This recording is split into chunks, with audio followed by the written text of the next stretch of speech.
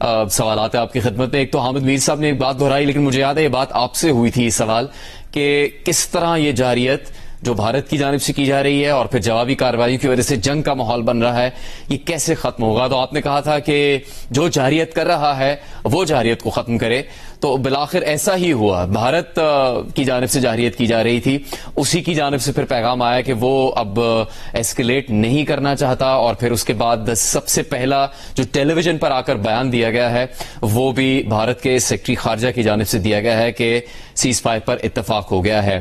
اس پر آپ کی کیا رائے ہے، اور پھر نریندر مودی کو ہمیں کیا پیغام دینا چاہیے آپ کی نظر میں؟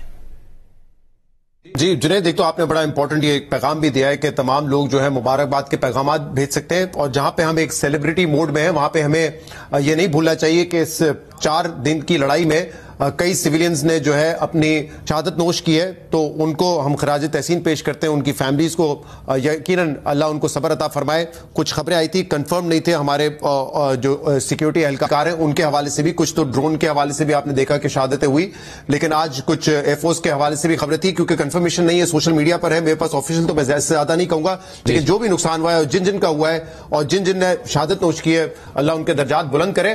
یہ ہمیں ضرور یاد رکھنا چاہیے اس سیلیبریشن کے وقت. دوسرا دیکھیں، ہم بھی پرامن ہیں، سہیل صاحب بھی بہت زیادہ پرامن انسان ہے، اس لیے ان کے جو مثالیں دے رہے ہیں وہ بالکل ٹھیک ہے کہ نریندر مودی جو ہے وہ اگر امن کے راستے پہ واپس آئے. لیکن میں اگری کرتا ہوں حامد میر صاحب کی بات سے کہ وہ خود چل کے نہیں آیا ہے، اس کو یہ احساس نہیں ہوا آخر تک کہ یہ 1.25 کروڑ لوگوں کا خطہ ہے اور ان کو وہ ایک نیوکلیر وار تک دھکیل سکتے ہیں. یہ احساس ان کو نہیں ہوا.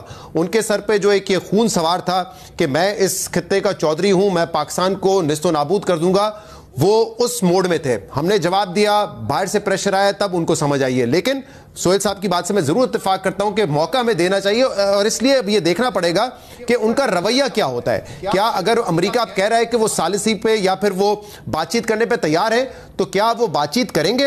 جیسے کہ مارکو روبیو نے کہا ہے کہ ایک نیوٹرل وینیو پہ تمام براڈر ایشوز پہ بات ہوگی، کیونکہ پاکستان تو یہی کہتا رہتا ہے.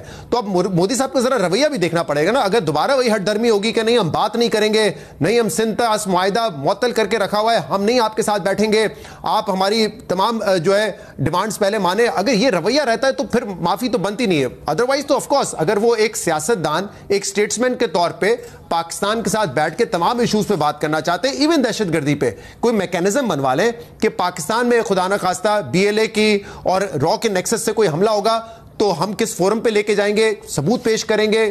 بھارت سے خدا خاصہ بھارت کو الزام لگاتا ہے ہم پہ، تو ہم بھی ایک اسی میکینزم کے ذریعے ان سے بات چیت کریں گے. کوئی اگر وہ اس طرح کی انسانوں والی ریشنل لاجیکل بات کرنے پہ تیار ہوں گے تو بالکل خیر مقدم کریں گے ہم اس چیز کا. کیونکہ پاکستان میں تو پہلے دن سے یہ پوزیشن تھی، ہم نے نہیں لڑنا ہے. اور میں بھی جنید بار بار یہ کہہ رہا تھا کہ ہم اس پوائنٹ پہ آ چکے ہیں جب لڑائی بند کرنے کے لیے ہمیں لڑائی کو بڑھانا پڑے گا. جو کرنا پڑا اس سے پہلے ان کو نہیں سمجھ آ رہی تھی مودی صاحب کو. ان کا دیکھیں فخر اور غرور کیا تھا، S-400 اس کو ہم نے نشانہ بنایا، رفیل ان کو ہم نے نشانہ بنایا.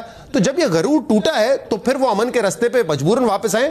وی ویلکم دیٹ، بٹ ان کا ذرا رویہ ہم دیکھیں گے، ہولے ہولے چلیں گے. اگر وہ کرتے ہیں ایک اسٹیٹسمنٹ ٹائپ بات، وہ 2 ممالک کے درمیان بائیلیٹرل ٹاکس کو فروغ دیتے ہیں، تو بالکل ان کی جو ہے اس رویے کو ہم اپریشیٹ کریں گے. ادروائز تو کوئی فائدہ نہیں ہے. آپ نے بالکل کئی مواقع پر یہ کہا کہ امن ہونا چاہیے، جنگ اور جارحیت نہیں ہونی چاہیے. لیکن اگر کوئی ملک جارحیت کرے گا تو پھر اس کا جواب بھی اس کو دیا جائے گا، اور اس جارحیت کے جواب کو نہ دیے جانے کا فیصلہ کسی دباؤ کے تحت نہیں ہوگا. شہزاد اقبال صاحب اس نشریات میں بات کہتے رہے ہیں.